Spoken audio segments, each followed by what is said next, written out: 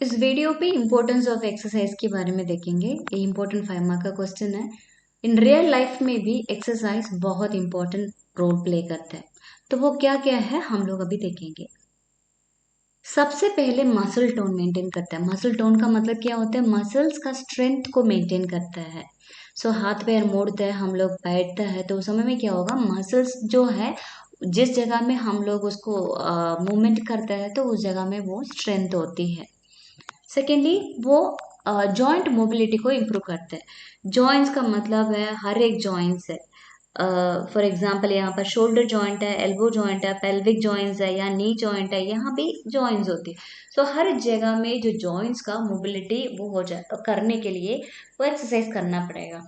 Suppose exercise नहीं कर रहे, वो मूवमेंट क्या होता है वहीं पर रेस्ट्रिक्ट हो जाता है, तो again that will be a problem. Okay. Foot drop मतलब ये फुट होता है ना, ये नीचे हो जाता है, मतलब ड्रॉप हो जाता है। जैसे इसका पैरालिसिस पेशेंट होता है ना, तो पैर उठाएंगे वो नीचे गिर जाते हैं, ये फुट ड्रॉप भी होने का चांसेस होता है। इसको अवॉइड करने के लिए हम लोग एक्सरसाइज इस्तेमाल, आई मीन फिजियोथेरेपिस्ट हो नहीं तो डॉक्टर्स हो, उसको पहले बोलता है इसको एक्सरसाइज करवा दीजिए, तब फुट ड्रॉप को अवॉइड कर सकता है। And it prevents the osteoporosis. Osteoporosis ऐसी वाला मेडिकल कंडीशन है जिसमें क्या होगा, वीक बोन्स होंगे एकदम, कभी भी टूट सकती है उस प्रकार की बोन्स होंगे। और स्टिफ जॉइंट्स को भी उसको एक्सरसाइज का द्वारा ही उसको ठीक कर सकता है। दूसरा है उसका जो ब्लड सर्कुलेशन अच्छे से चलने के लिए। फॉर एग्जांपल हार्ट है, हार्ट एक पंप सेट का जैसा है, तो यहाँ से ब्लड कहाँ तक पहुंचता है, पैर तक पहुंचना पड़ेगा। कितनी लंबी रास्ता है ना, मतलब अडल्ट सोच लो तो 1.5 मीटर नहीं तो 2 मीटर आसपास में इतनी लंबा होंगे, तो देख लो कितना दूर है। सेम थिंग यहाँ भी ब्लड जाना, यहाँ भी ब्लड जाना, अगेन ब्लड वापस लेके अंदर जाना। ये बहुत बड़ा ये है। ये ब्लड सर्कुलेशन जाएगा तब ब्लड में क्या क्या मिलेगा आपको, आरबीसीज मिलेंगे। आरबीसीज में क्या मिलेगा, ऑक्सीजन मिलेंगे, तो न्यूट्रिएंट्स भी मिलेंगे। तो क्या होता है, ये हर एक टिश्यू में जाती है और यहाँ पर एक्सचेंज होती है, जो ऑक्सीजन एक्सचेंज और न्यूट्रिएंट्स एक्सचेंज सब वगैरह करने के लिए ये ब्लड सर्कुलेशन, मतलब हाथ अच्छे से मूव करेंगे तो ऑटोमेटिकली वो हेल्प करेगा वो सर्कुलेट अच्छे से होने के लिए। और इसका वेरिकोस वेन्स को भी प्रिवेंट करता है। वेरिकोस का मतलब क्या होता है, डायलेटेड जो वेन्स है, मतलब बहुत ही, मतलब बहुत देर खड़ा है, 3 घंटा 4 घंटा खड़ा है, तो ये वाला जो है ना, ये वाला जो वे सॉरी ये आर्टरी है, ये वेन है, यहाँ पर इसको पूरा डायलेट हो जाती है, दैट लीड्स टू प्रॉब्लम्स। ये एडिमा को कम करवा देता है। एडिमा क्या होता है, अकुमुलेशन ऑफ फ्लूइड कहता है।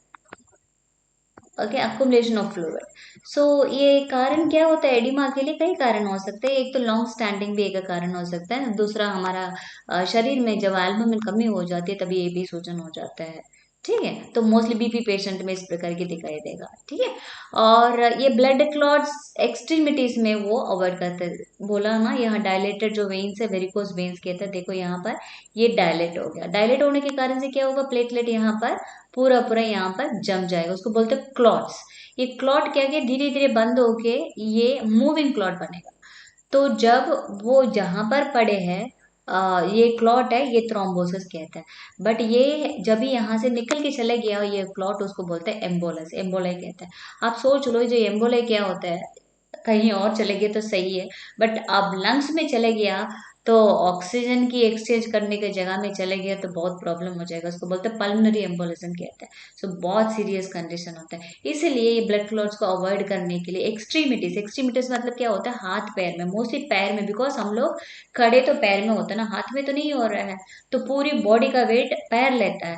आप सोच लो ये ब्लड क्लॉट्स को अवॉइड करने के लिए इट इज इम्पोर्टेंट। और ओबेसिटी को प्रिवेंट करने के लिए हेल्प करता है। बहुत मोटापा है, राइट, एक तो खाना पीने में भी तो होता है, दूसरी बात है जो वॉकिंग आराम से कर रहे हैं तो थोड़ा थोड़ा से कुछ तो एनर्जी लॉस हो जाती है, तब ऑटोमेटिकली वो हेल्प करता है ओबेसिटी का कम करवाने के लिए। और बॉडी टेम्परेचर को अच्छा से मेंटेन करके रखता है। और लंग एक्सपेंशन के लिए बहुत इंपॉर्टेंट है।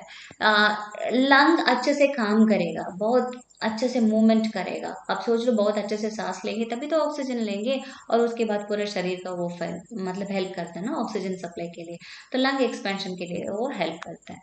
और एपेटाइट और डाइजेशन के लिए वो हेल्प करता है। जैसे खाना खा लिया तो क्या करता है, ये लंबी रास्ता, देखो कितनी लंबी रास्ता, यहाँ तक लास्ट में यहाँ पर आता है। तो ये पूरे लंबा रास्ता आने के लिए ये एक्सरसाइज करेंगे, क्या होगा, ऑटोमेटिकली एक मूवमेंट हो जाएगा। सब लेटे लेटे रहेंगे तो खाना वहीं पर जहाँ पर है वहीं पर रहेगा ना, तो लास्टली क्या होगा, उसमें कॉन्स्टिपेशन होगी। कॉन्स्टिपेशन किस में एंड होती है, फ्लेटस। फ्लेटस मतलब क्या होता है, जो गैस भरती है ना, उसको फ्लैटुलेंस कहता है। सो ये अवॉइड करने के लिए वो हेल्प करता है। और ये है यूरिनरी फंक्शंस के लिए भी, ये इंटरनल ऑर्गन में आता है। सो इंटरनल ऑर्गन्स में भी जब एक्सरसाइज होती है ना, तो बाहर तो दिखता है कुछ कुछ, बट अंदर की जो दिखता नहीं है तभी भी वो काम करते हैं एक्सरसाइज करेंगे तो यूरिनरी फंक्शंस को बहुत अच्छा मेंटेन करता है। बट एक चीज आपको दिखाने के लिए ये वाला इमेज मैंने लगाया। देखो यूरिनरी कैलकुलाई होता है। कैलकुलाई क्या होता है, जैसे पत्थर की, जैसे कैल्शियम जैसे, ठीक है। तो उस प्रकार की कहीं बन जाती है जब हम लोग पानी कम पीते हैं, नहीं तो ज्यादा कैल्शियम की टैबलेट हो, नहीं तो कैल्शियम की ज्यादा चीज हो ना, तो ऑक्सलेट्स वगैरह ज्यादा खाएंगे तो क्या होता है, यहाँ पर पत्थर बन जाता है। तो एक्सरसाइज करेंगे तो क्या होगा ना, ये फिसल के बाहर निकल के आ जाएगा। सो इट इज, इसका फायदा वही है।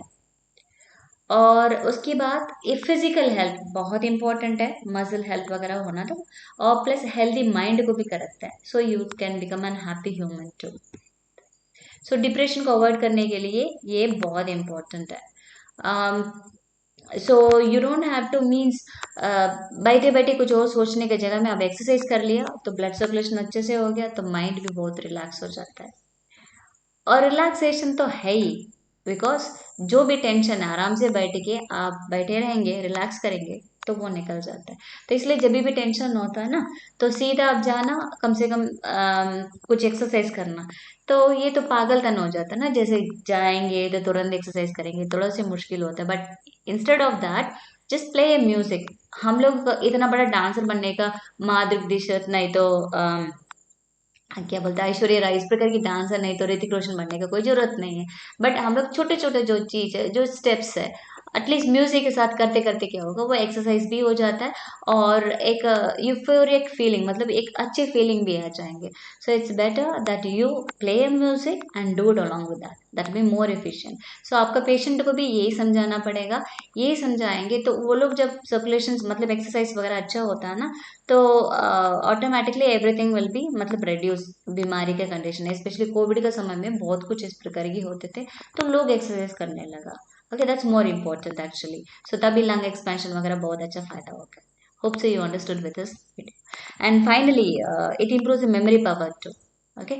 um so you are not keeping it idle, so you're using is you're using your energy to release from that. So automatically जब कुछ बाहर जाती है तब कुछ अंदर आती है, so your memory power also will be improved. Finally beauty को भी maintain करके रखता है। So related topics available description पे आप देख सकते हैं।